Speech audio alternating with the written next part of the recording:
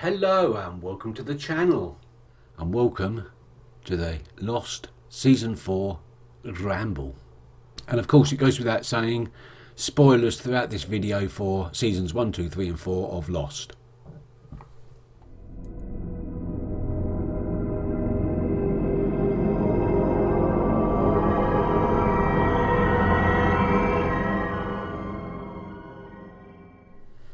Now, before I start the ramble proper, I wanted to begin with a little pre-ramble. I was watching a YouTube video the other day, nothing to do with Lost, just a random video about the use of music in film. And a thought suddenly occurred to me. They were talking about the way music can be used to enhance, supplement and even replace the main narrative in a film. Basically subtext to the main plot. And I realised that I've been placing or implying importance to elements of this show that don't really deserve the capital I. There are multiple layers to this show, depths. You've got your main layer, which is your basic plot, your storyline, your main action on screen, the dialogue, character interactions, character developments. You have your main story, and then you have the stories of all the elements that make up that main story. Then you have this second layer, which is all the, shall we say, the hidden clues, the Easter eggs, the anagrams, the references to names of philosophers and scientists and authors, as well as the various references to those 3 children's books that I keep mentioning, but I won't mention again. These are all subtext, little clues, little pointers. Then you've got a third layer, which is the themes. The themes of destiny, religion and spirituality, light and dark, games. And then you've got the final layer, which is, to be fair, it should really be the second layer because it's of equal importance to the main layer, which is the behind the scenes stuff, the editing, the camera work, the lighting, the direction, and most importantly the music. Without the music to point us in the right direction, to tell us how we're supposed to perceive certain scenes, some scenes become just 2 characters looking at each other weirdly. So we need all those things to give us that subtext, to give us that that grounding of how we should perceive and interpret what we see on the screen. And of course I've been discussing all these things randomly and with seemingly equal importance. I know what's important and what's not. I just did a very, very bad job of explaining it. And I really do not want to drag this out any longer than is necessary. But it's especially since I intend to make a video after I finish season 6, when I finish the whole show, all about the different themes and imagery that is presented in this show, because I'm sure there's more to come. And I'd rather do a more comprehensive video later than have to keep backtracking all the time. So I'll cover all that later, but I just wanted to show a couple of things to give examples. There's this scene giving the theme of light and dark between Ben and Charles Widmore. And I think the lighting here, where we're seeing both of their faces, half in dark, half in light, is a real indication that in this scene we don't really know who the bad guy is and who the good guy is, if in fact there is any distinction. It creates an ambiguity in the scene. Yeah, I think it's done really well. And there's also this scene from All the Best Cowboys Have Daddy Issues. just after Charlie is hung, I think when Jack's trying to resuscitate him, there's definitely some religious imagery here that's subtle. I didn't spot it straight away, so anyway, I'll cover all of that later on. I wanted you to be aware that I have noticed these little things in there. And I know not everything is important with a capital I, but everything adds up. Everything contributes to the main plot, even if it's not strictly connected. I think I might have made my point there. I'm not entirely sure. Should we get on with the main part of this video and deal with season 4 now? So, also there was some new characters introduced. Now I'm quite amazed, considering the limitations of the series, in that, you know, the island is unfindable, or supposedly so. They do a very good job of introducing new characters in believable ways. Okay, up to now most of them have been already inhabitants of the island, introducing the others, etc. But even so, I'm quite impressed. So, of the new characters we've met this season, Charlotte Staples Lewis. I'm gonna be honest. I like Rebecca Madder. Yeah, I like Rebecca Madder.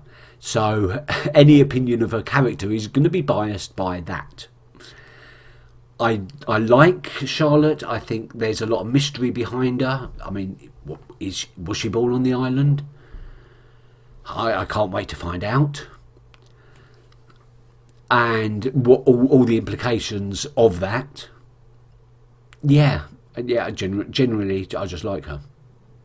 And I'm looking forward to seeing her backstory, if we get to see her backstory. I'm not holding out any hopes, but it would be nice. Nigel Faraday. I think I made my opinion of him fairly clear in the reactions. I don't like him. I think he's a snaky, slimy person. Now, I know he comes off as the good guy. He comes off as friendly. He even became the hero, ferrying the survivors back to the freighter, which he thought he was helping. He thought he was saving them. But then there's that notebook, and we've seen bits of that notebook, and we've seen that he's got notes on the island. He knows things, or suspects things that he's not letting on. He's not telling anyone else, even his own companions. So, for that reason, I don't trust him. I would like to know more. I'd like to know how he got his information. Well, moreover, who from? Charles? Matthew Abaddon? Maybe these things he's worked out for himself. I mean, how did he work out the time thing on his own? Something tells me that Nigel Faraday is not all that he seems to be. Okay, Miles. I started off not liking Miles for exactly the same reason as I didn't like Sawyer at the beginning. And I kind of like him now for exactly the same reasons as I now like Sawyer. Or I started to like Sawyer before his personality conversion. It's just that don't give a shit attitude, that looking out for number one. It's kind of refreshing.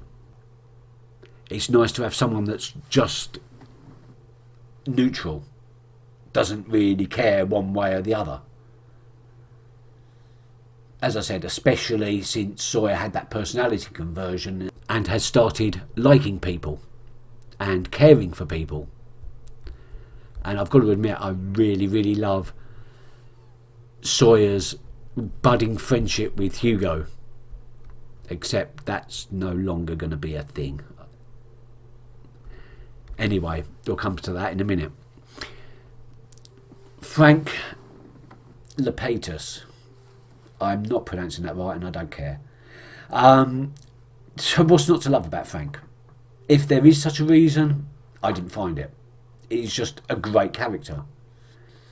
The thing is, he got off the island, Frank, but we never got a backstory for him of what he'd done after getting off the island. So, obviously, because he wasn't one of the Oceanic Six, same as Desmond, we never really got to know what he got up to.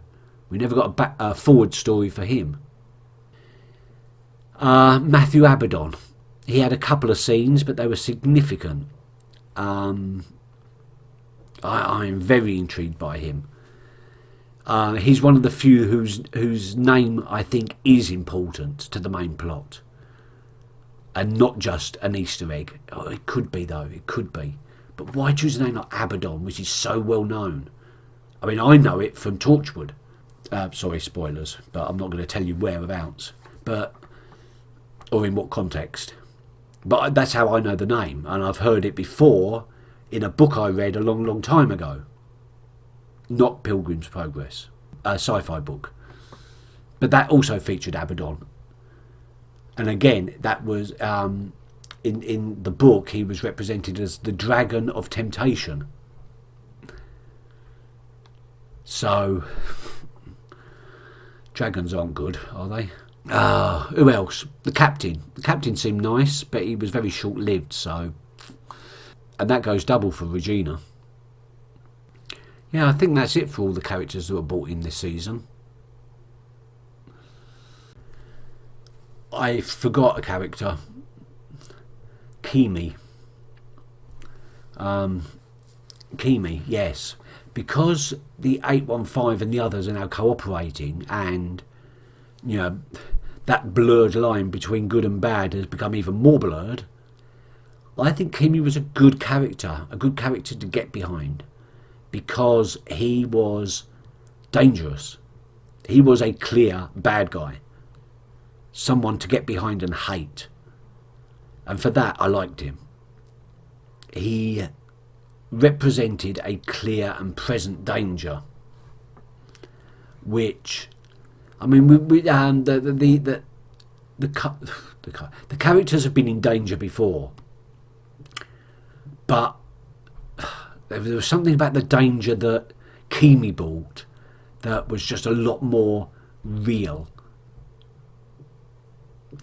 if that makes sense.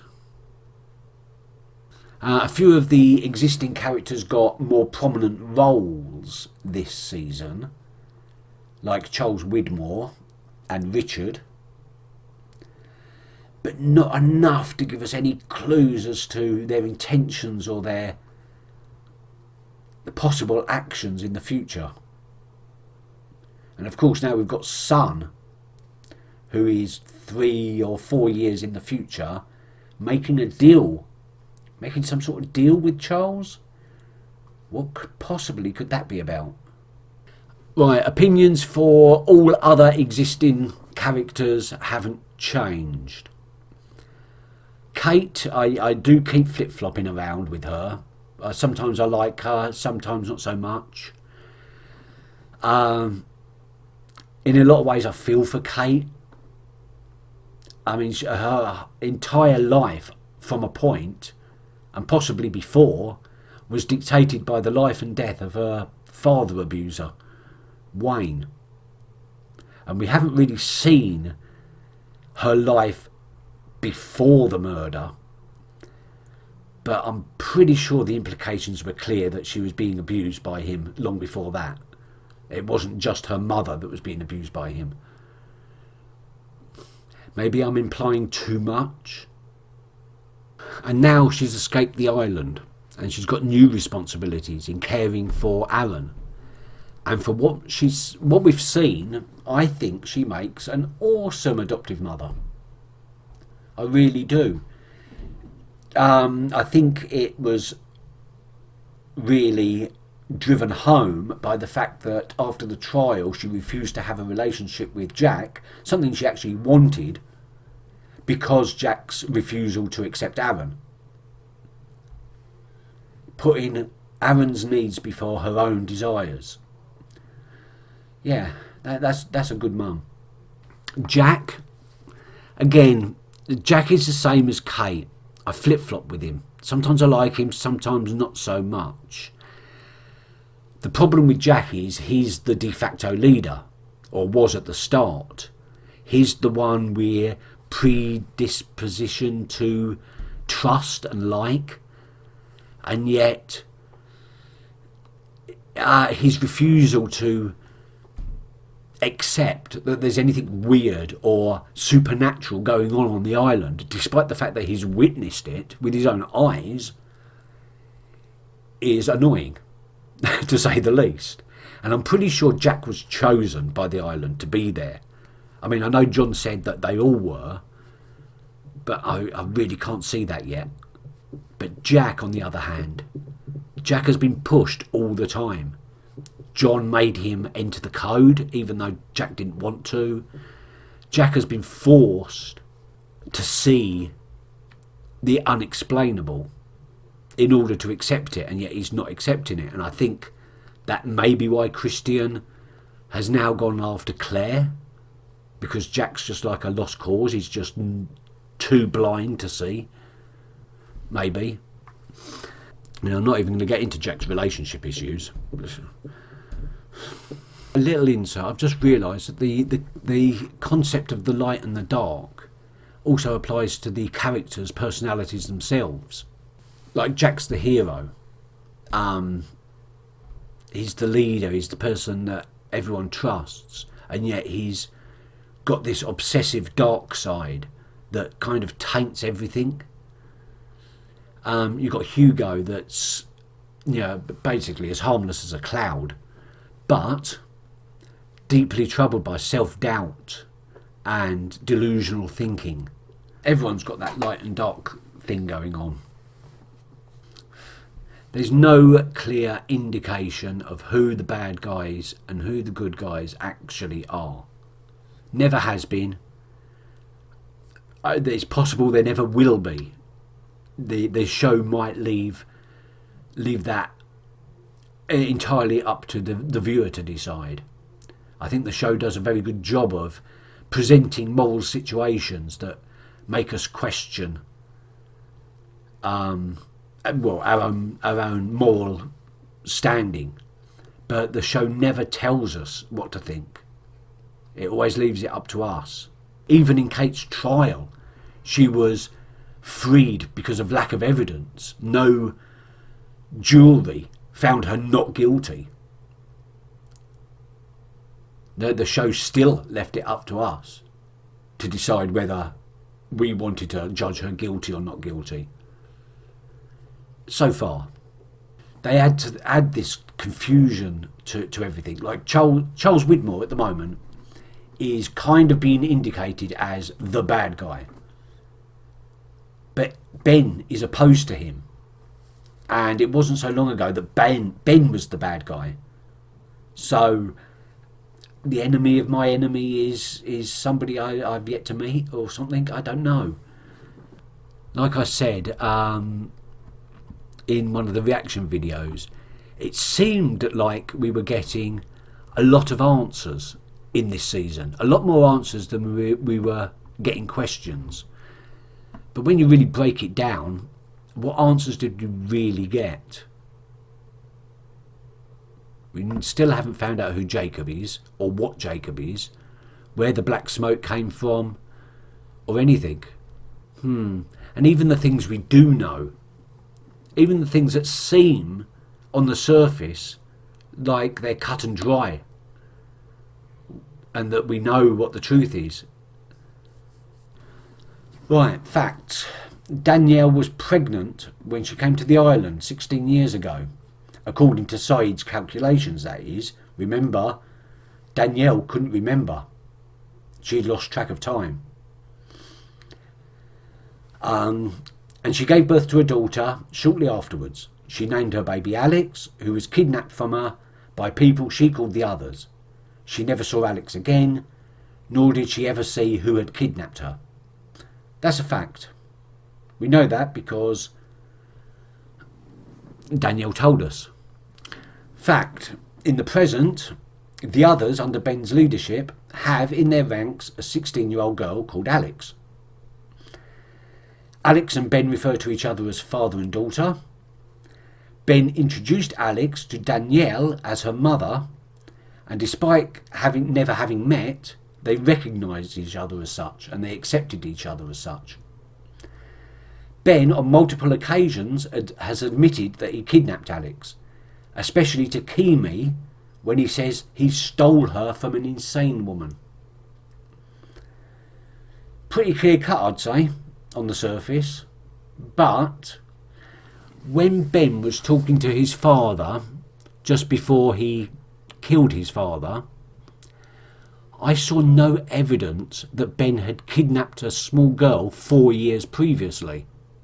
Remember, that happened 12 years ago. Ben wasn't even the leader 16 years ago. He was still part of Dharma. So who kidnapped Alex? Maybe it was Ben, but it wasn't under Ben's orders. If Ben did kidnap Alex, well, it was under the orders of Dharma, who may have kidnapped her to experiment on the Juliet problem, the problem that Juliet was also called in for. It may have been just for brainwashing. Or maybe Richard and the hostiles kidnapped Alex 16 years ago and Ben just adopted her. Either way, there's something not quite right there. My personal guess is that Dharma kidnapped Alex to experiment on, and that after the purge, Ben found her alive and became a surrogate father to her. Okay then, who are my favourite characters? Now, like last time, I can't really choose. Like I said, there's this light and dark over every character. There's something to like about each one and something to dislike about each one. So it really comes down to whose mysteries and whose story am I most intrigued by. And at the moment, that is John, Ben, Desmond, Jack and Claire. So John, in the future, how and when did he leave the island? And why? And why did he have to call himself Jeremy Bentham? And what happened after the island moved? Did he ever find Jacob? What did he say to Walt and Jack and Kate to make them react in the way that they did? And is he really dead? I know we're several years into the future at that point, but is that how his story ends, really? Nasty. Ben. I kind of know the answer to this first one. What happened, if anything, to Ben after he moved the island? I think he just literally teleported to Tunisia.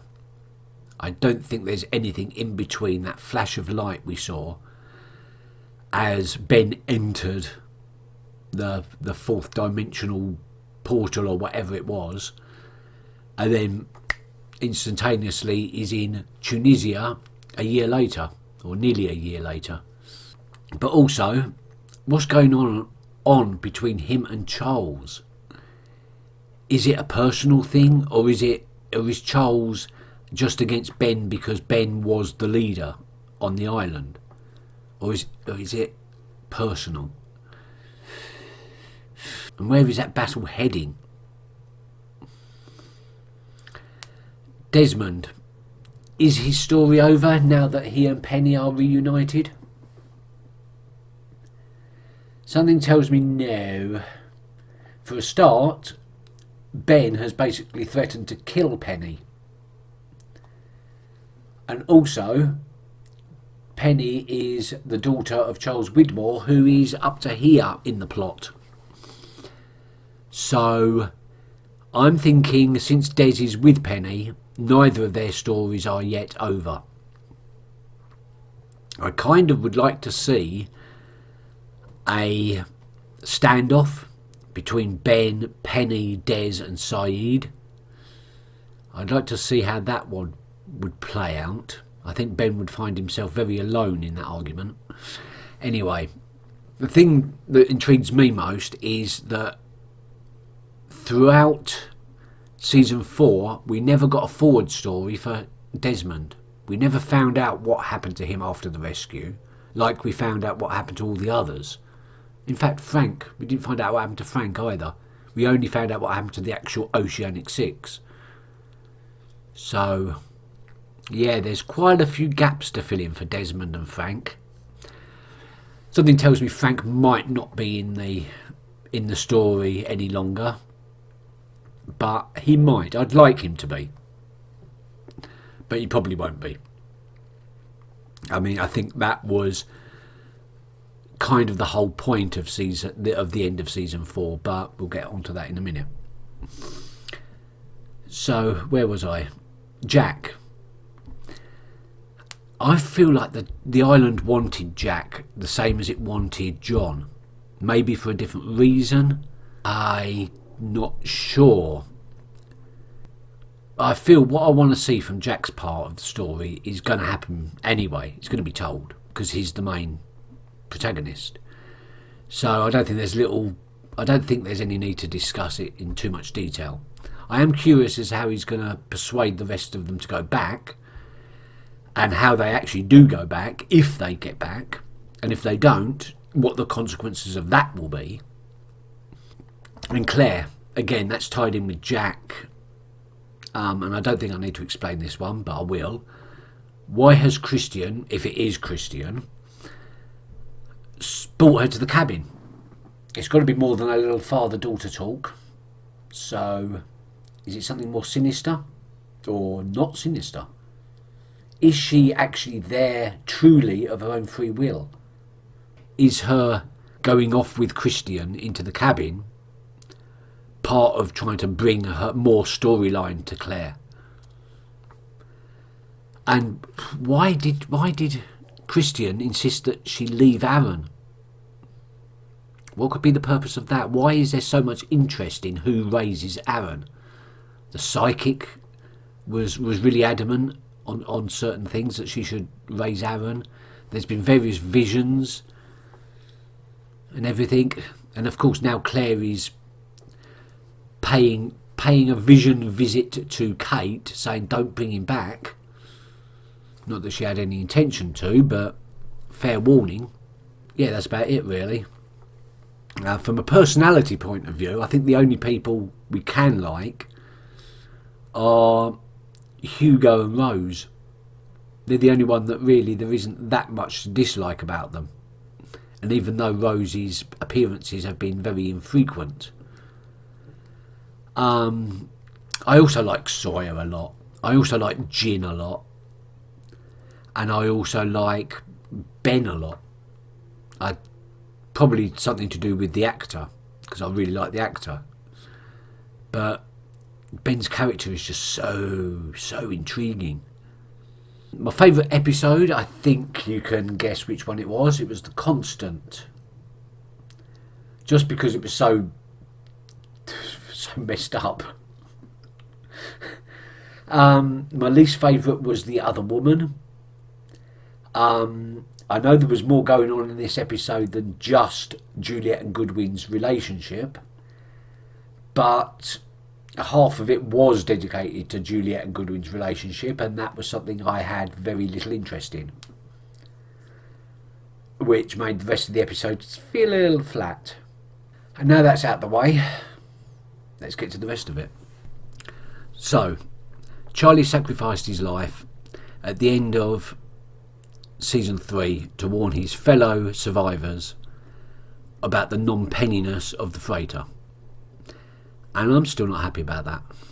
Unfortunately, there was little time to mourn him as the action kicked off straight away, which was a good thing considering the shortness of the season. Naomi dies of her wounds shortly into the season, but I didn't like her much, so I didn't care. During the season, we get to see what happened to Jack, Hugo, Kate, Saeed and Son in the years between the rescue and the future scene we saw at the end of season 3, and those were they were very illuminating, but they were mundane. They were average, apart from maybe Son. I think Son's character in the future was the most in contrast to her character in the present. She's suddenly strong and confident and has the ability now to confront her father for her father's wrongdoing and treatment of her, to call him out on such. And now she owns most of his company, which was a beautiful touch. Beautiful. I wonder what the others did with their money.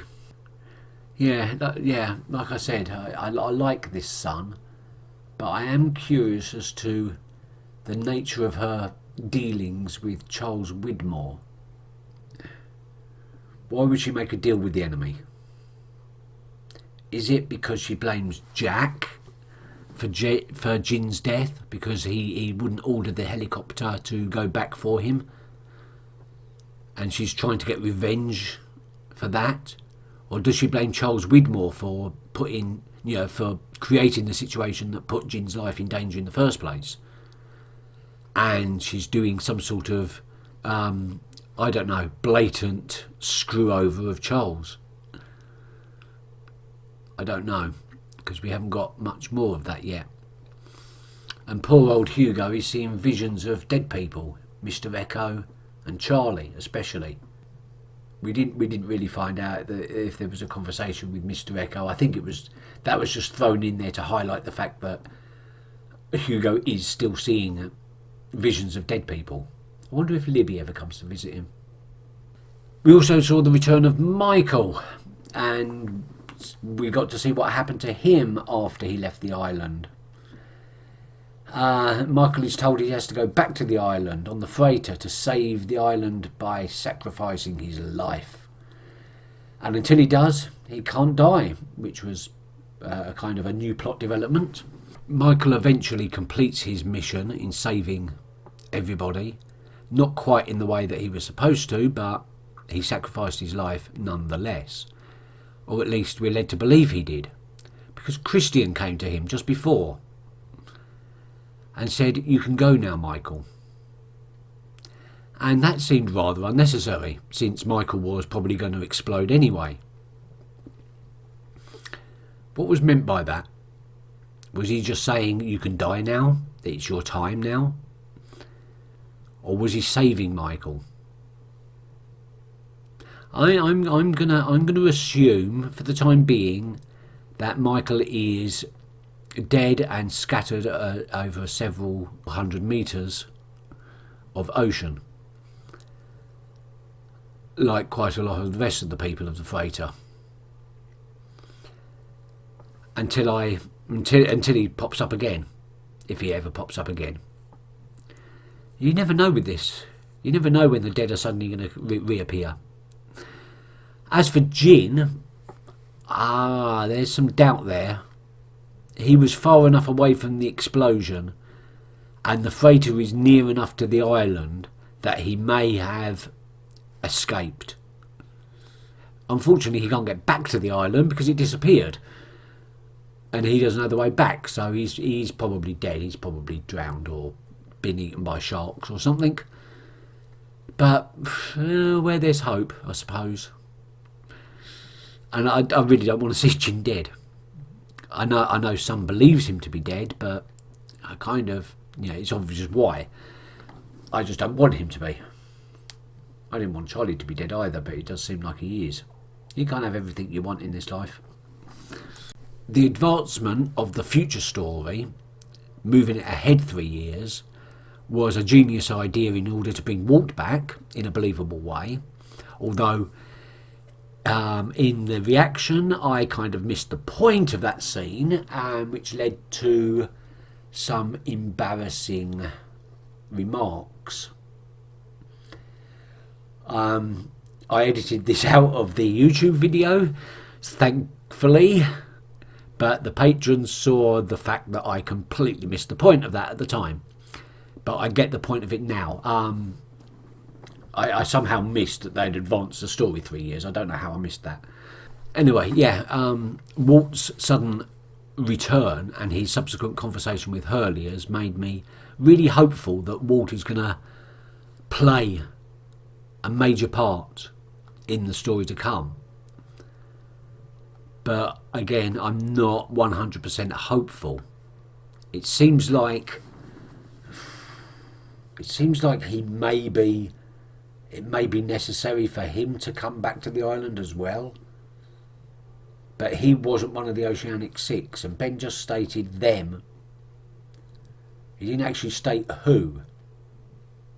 He just said, yeah, you can't come alone, you have to bring all of them. And you have to bring the dead body of John. I don't know why. Maybe so that the island can resurrect him. Hang on. That story, that future, wasn't 3 years into the future, was it? From the rescue, it wasn't 3 years, because we had the rescue, we had Kate's trial, which probably would have taken months. We had a rejection of Jack, followed by a relationship with Jack, which went as far as engagement, which they may have rushed into, but seems unlikely. And then Jack left, and Kate said it was 3 years since Jack left. So it's 3 years plus all that. So it could be 3 years and 10 months, or nearly 4 years maybe. Forgot about that. So, did season 4 answer any questions? We had an orientation video which stopped halfway through and started rewinding itself before revealing any real information about the station, other than it was used for experiments into wormholes and time travel and teleportation. So yeah, quite a big answer there. That explains how the island moves in 4-dimensional space, but since we only found out it could do that this season anyway, we're still no closer to understanding the smoke monster or Jacob, or what they are, where they came from, or what their intentions are. That's all still a mystery. There's ancient ruins, like the remains of the statue with 4 toes. Maybe these long forgotten people just miscounted. That doesn't detract from the fact that they existed, probably. So who were they? The original inhabitants, maybe, the ones that carved all the symbols in the doors that we've seen. You know, those ancient glyphs in the teleportation door and the summon smoke monster door. Okay then, predictions for season 5, or should I say guesses. So Sun is going to make a pact with Widmore, but we don't know for what reasons. Is it to get revenge on Jack, or is it to get revenge on Widmore? I think the island is, well, we know that after the move that the island is going to encounter a new threat. We don't know what that threat is, but I'm predicting that it's going to have something again to do with Widmore. I don't think he's finished or not. And maybe that the island suddenly discovers that maybe John was a bad choice for leader.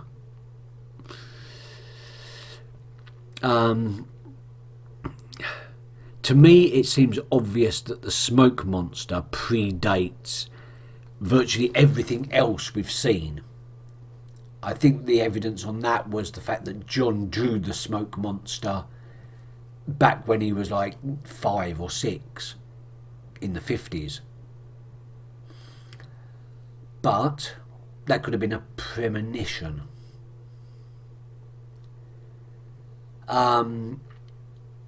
But no, I think the smoke monster is very, very, very ancient and predates everything, including the Black Rock.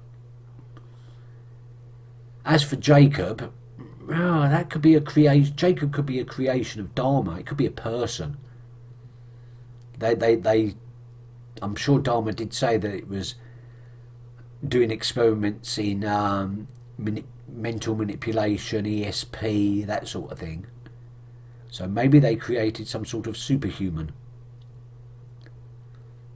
Or maybe not. I don't know. I have really no predictions on what Jacob could be yet. He is completely surrounded in mystery. I say he, it could be an it. It could be a she. I don't know.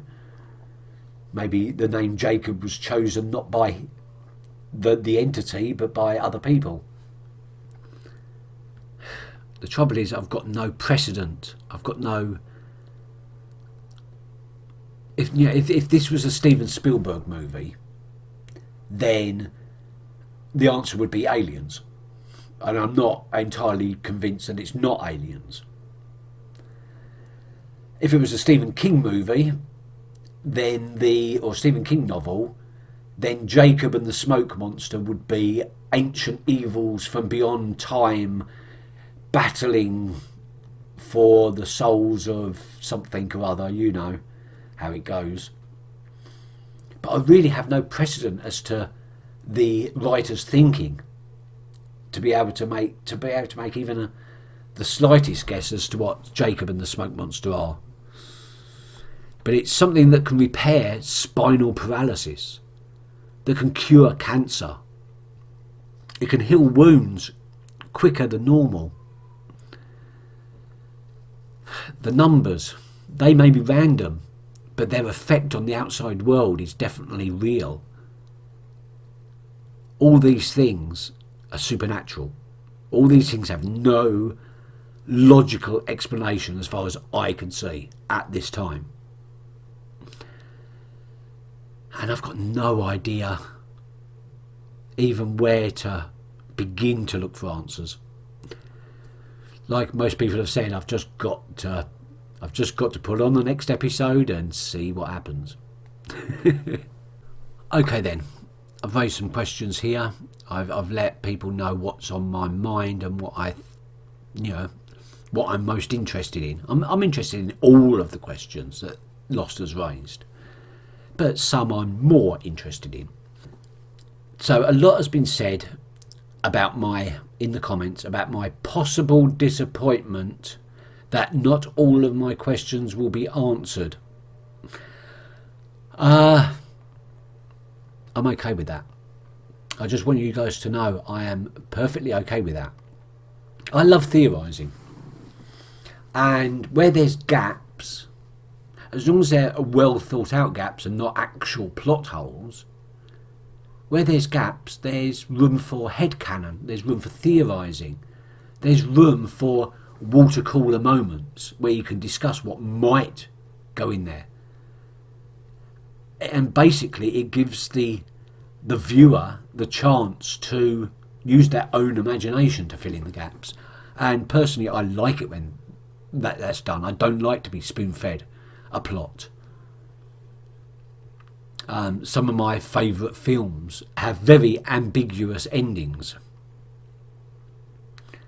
And do I need to point out that one of my favourite shows in the world is Doctor Who, which is absolutely littered with plot holes, absolutely littered with plot lines that have been contradicted, and then the contradictions have been contradicted, and then sometimes they have been contradicted. And still I love the show because it offers so much scope for discussion. And that's one thing I am looking forward to, because at the moment I have no one. I've seen that there are other reactors out there that have done Lost and are ahead of me or have completely finished. And I find it difficult to discuss points with people that are ahead of me because they have information that I don't have. And I also know what it's like when you've watched the series 3 or 4 times. The plot, the storyline just becomes one continual thing. And exactly what happens in what episode becomes very blurred. So I can't afford to risk having a conversation about Lost with someone that has more knowledge about it than I do, because they might forget that a piece of information hasn't been revealed to me yet. I also can't have a conversation with anyone that's not caught up to where I am for exactly the same reason. I might let slip of a spoiler accidentally to them. And there is no one, there is one reactor that is nearly at the level I am, but not quite. And so all those water cooler moments that a lot of you had when it was originally being aired, I don't get to get. I don't get to have them. I have to have those water cooler moments in my own head, trying to make a point and then seeing if my points actually hold ground.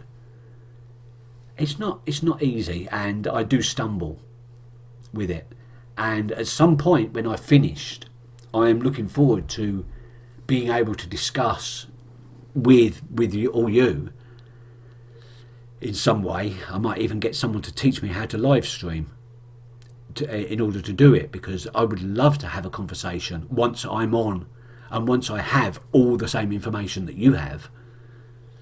I would love to debate, but I can't do it yet. I have to debate with myself. Yeah, like I said, that way, because I've only got myself to rely on, it does make trying to discover new ways of thinking about it a little bit difficult. But there's literally nothing I can do about it. But at the same time, it kind of makes it a little bit more interesting for me and a little bit more fun, because I only have myself to rely on, and it means I have to question my own conclusions all the time. And yes, it does unfortunately mean that I occasionally repeat myself over time, but there's not really a lot I can do about that as well. The question is, will I work it all out before the end? Now obviously this is a season 4 ramble. I will be doing a season 5 ramble at the end of season 5, but there is no need to do a season 6 ramble, because I would have finished by then. So I was thinking of doing a mid-season 6 ramble when the time comes. There will become a point where I think it's necessary to get all of my final thoughts before the conclusion. And that is what I'm going to do. After it finishes, then I'm going to make possibly several ramble videos, but they won't be quite the same. There is one last guess or a thing that occurred to me as well. It was all tied in with the amount of Marines that they sent in to apprehend Ben. Obviously it was total overkill. Even the firebombing of the island would have taken less men than they sent. And it makes me think, what did Charles or Matthew Abaddon know before he sent that crew? And also, now that we know why the person that moves the island has to leave, because literally the teleportation off the island is part of the mechanism, and obviously once it's moved you won't be able to find it again, so you're forced to leave. It makes me think, has there been other people that have moved the island? Is that why Charles knows so much about the island? Because he knows, so I don't think he was ever on the island, but maybe Matthew was, or maybe somebody in his employee was once on the island, was once the leader, or at least moved the island, and that's how they know what's there. I don't know. Okay then, this ramble's gone on long enough. I wrote notes, but it's gone totally in a different direction than I was expecting. So I really want to get on with episode 1 of season 5, and I should do this almost immediately, because then I can't refilm this, because I will be influenced by new information, and I can't really call it a season 4 ramble. I'm a stickler for my own rules, and that has made me curious as to what the rules are to this game that Ben and Charles are playing. He said he changed the rules. Was that just a metaphor? Like the magic box? Is the whole show a metaphor? I really, really don't know. But I really, really, really look forward to finding out.